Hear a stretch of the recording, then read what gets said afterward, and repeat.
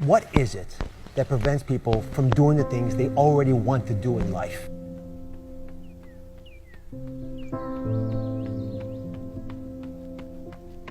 The most basic answer, I'm sorry it's so simple, but it's true, it's fear. People making this complex process, this woman was telling me that I don't understand why they don't do this, why I feel this way. I said, it's called fear. Everybody's afraid we're not enough. Everybody's afraid we're not rich enough, smart enough, young enough, quick enough, fast enough. It's human nature. But the secret is to do it anyway. I know that sounds so simplistic. My work when I'm working with somebody is showing them how to condition themselves, like building a muscle, so that you take action first, automatically. Because if you don't do that, it's hard. You lose momentum. It's like, how do I get started? Where do I go? Do anything to start the process of moving forward rather than let fear stop you.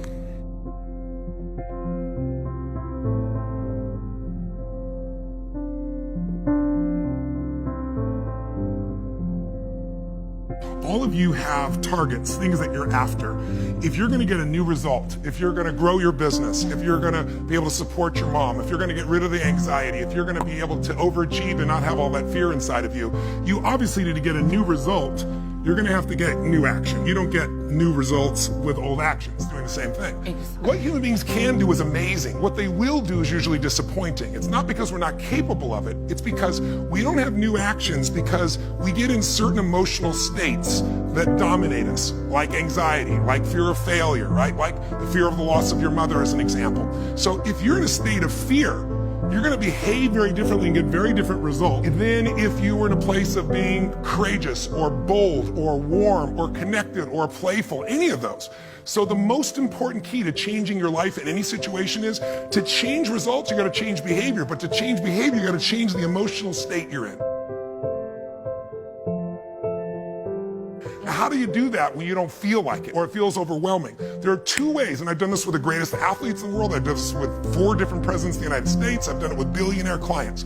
All you have to do to change your state is not try to think your way there. Like, I'm happy, I'm happy, I'm happy, and do a bunch of affirmations. Your brain's going to go BS. You are not happy, right? What you need to do is make a radical change in the way you use what we call your physiology. It's a big word. It just means the way you use your physical body. I've taught this for 40 years. And about 3 years ago, Harvard finally did a study where they proved what I did worked, and they called it these power positions. And what they showed was if you stand, everyone can try this. Stand up just for a moment if you want. Everybody at home can try it as well. So do something really silly. Put both your hands on your hips like Wonder Woman or Superman or that stuff, right? If you stand like this and you breathe deep for just 2 minutes, what the science found was that you will absolutely increase your testosterone by 20%, man or woman. You'll drop your cortisol, which as you know is the stress hormone, by 22%, and you're 33% more likely to take action if you wouldn't have before because fear would have stopped you. Now, I don't have people just stand like this. I have people move, use their voice, make radical changes in their body. You'll feel it after 2 minutes. Or, somebody who's, puts their arms back like this and their feet up, that'll produce the same state.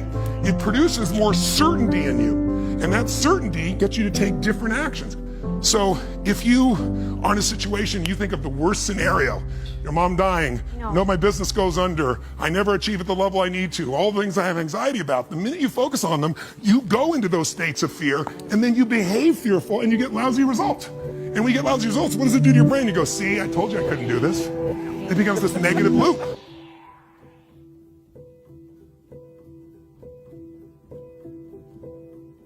So how do we break out of it? We change our focus by asking better questions. Answer this question in your mind. What is it in your life that you're proud of? If there's something you could feel really proud of right now by focusing on it, your children, yourself, something you accomplished, you did, how many can think of something you could feel proud of? And I don't mean fake pride, ego pride, like where you're making things up. I mean, well, you really did something you're proud of. Good. Right now, close your eyes and focus on how it feels when you're really proud. Focus on that moment you're proud of. How do you breathe when you feel really proud? And if you're a little kid, what happens to your face when you're really proud? You don't hide it, right? There's that big smile on your face. Think of something that you could be really grateful for or excited. Pick either one. Something you could be grateful for, a person, a moment, or something if you wanted to that you could be excited about. Let's use excited for a moment. How many could think of something in your life that if you focused on it, you could feel excited? All right? Close your eyes. And just for a moment, all we're doing is changing your focus. Focus on what could excite you. Feel like it's really happening. Your mom's healing, you break through in the business, you're achieving the level you want. Anxiety is rid from my life. I'm on charge, I'm on top of it. How do you breathe when you feel really excited. Yeah. So if we change the state you're in, just by changing our focus or the way we use our bodies, it's got to be a radical change, right? Here's my question for all of you. If you focus on what you want, life has probabilities, there's no guarantees, but you increase them when you change your state. And that's really what this is all about. Learning to change your body and learning to change your focus.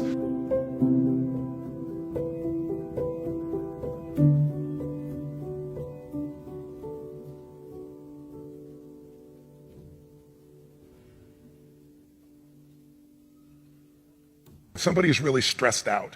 They're not stressed out for no reason. It's because they're focusing on something that makes them feel stressed. They often, when they're focusing on it, it changes the body. You start to feel tight. You start to feel a certain way. And then they use language like, I don't know what to do. Why am I so overwhelmed? So if we change what we focus on, if we change the way we use our body, if we change our language patterns, we'll instantly feel different. Think of how do people use their body when they're worried versus when they're excited.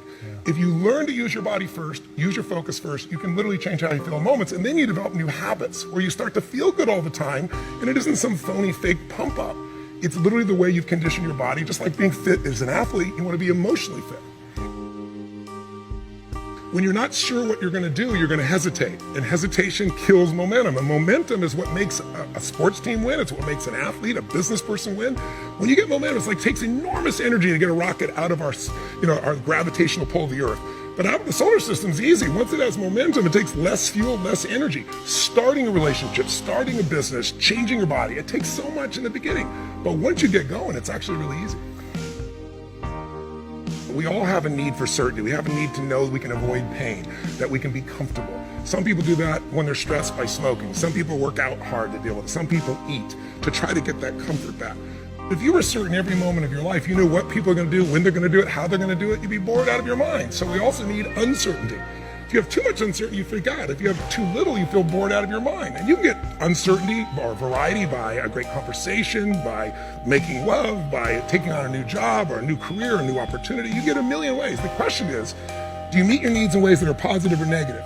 Because sugar will make you feel good in the moment, but you feel good long term. Smoking a cigarette will make you comfortable and certain.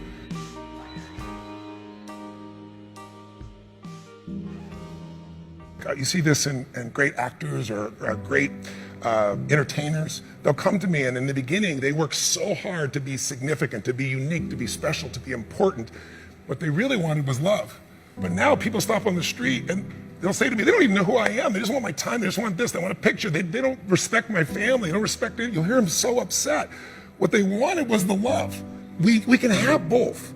But the more significant I am, the more unique I am, the more separate I am from you. The more connected I am, then some people go, yeah, but where am I? Where am I special? So finding that balance between the two is what makes people feel alive. And we can meet all these needs in positive ways or negative ways. You can get significance by tearing other people down.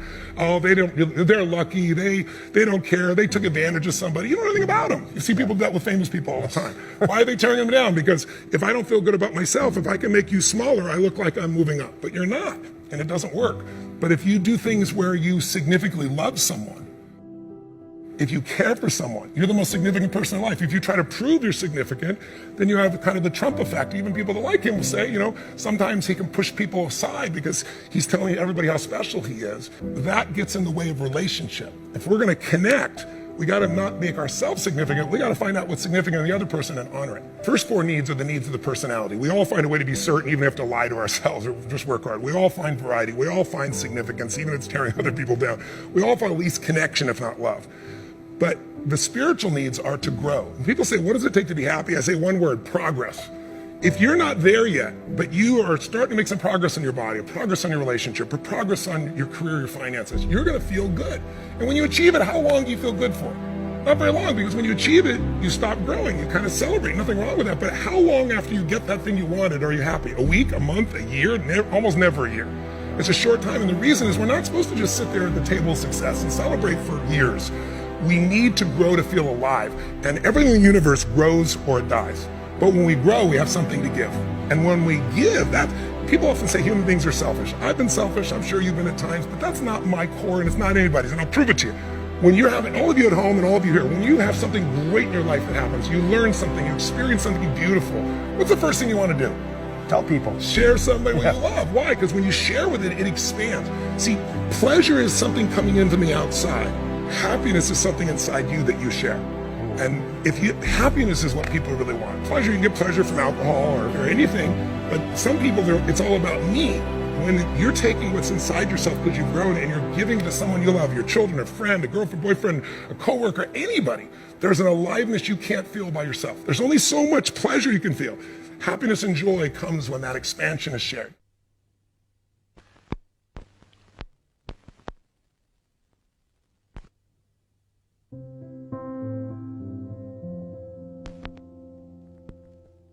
Well, if you want a breakthrough, not just a little change, you can change laterally. You can go from being pissed off to frustrated. Right. Doesn't help you much, right? But if you really want to change, most people are trying to change. Say they want to lose weight, they want to make money. They go, how do I do it? They look for the strategy. But I'd like you to think of 3 S's. Strategy is where most people go first. Like, how do I do it? But how hard is it really truly to be fit and have energy? It's not that complex. It's not like reserved for the 1% or expensive to learn. You have to interrupt. You have to hide from the answers to those things. The real problem is the second S, story. They have a story that says it's a set of beliefs they tell themselves over and again. I've tried everything. Or if they're single, all the good ones are gone. Whatever the story is. And if you tell yourself a story over and over again, so we convince ourselves. You always come up with a lousy story when you're in a lousy state. And so the number one thing I show people to do is how to change their emotional state. When you're feeling tired or frustrated, when you learn how to change your body so that you really feel excited and isn't fake, when you learn how to change your biochemistry, which is what I teach people to do, when you're upset with someone, do you ever notice how you can now remember everything that they've ever done that ever upset you, right? Yes. But when you're in love, what's wrong with life? What's wrong with anything? When you're in love, we have no money. Who cares? We're in love, right? So your emotional state controls the story you have about your life, and then your story determines whether you find a strategy, or even if you know the strategy, whether you really do it or not. When people say I tried, what they're really telling me is I have a story that says I should try this, but it's really not going to work. So I give it a half-reared attempt and it didn't work, and now I can tell people I tried. What you really got to do is learn to change your emotion, your state, change your story, and then you can find the strategy, or you can make the strategy to work. I constantly believe you got to feed your mind and challenge your body, because the mind-body works together. What stops people, as we said, is fear. Well, fear is physical. You feel it in your throat, your gut. But if you do something really physically strong on a regular basis, you develop a new emotional habit. And that emotional habit will get you to follow through and do things differently that people won't do. It's really not that complex. There are a few habits in your life that truly could change your whole life. I start every single day with this process called priming, training my brain to be in a peak state. So what I do every day is I prime myself for what I want rather than letting the environment control me. We've all had times when you snapped at somebody and you felt bad because it wasn't them, it was the state you're in, right? Well, there's no excuse for that. If you prime yourself, you set yourself up. But the way I did it is I do this process, and it's 10 minutes, I put some music on, I do this massive change in my breathing so it radically changes the way I feel. And then I do this 3-step process. First, I do 3 minutes of gratitude, where I think of 3 things I'm really grateful for, and I associate, I don't think of it over there, I feel it. And the reason is, when you're grateful, you can't be worried. You can't be fearful. When you're grateful, you can't be angry. And anger and fear are what screw people up most in their relationships, in their life, in their business. So I wire myself. I was saying to you that most people want to be happy, but their habit is to be worried or pissed off or frustrated or stressed. And so they've got a highway to stress and they got a dirt road to happiness. So I wire myself. I've got a highway to gratitude, which changes all your emotions. And then I do a 3-minute process of kind of a prayer for my family and friends. And then I do a 3-minute process of the top 3 things I want to accomplish. I see it as done and I feel it. I'm done in 10 minutes. So sometimes I go 20, but my deal is 10, so there's no excuse not to do it.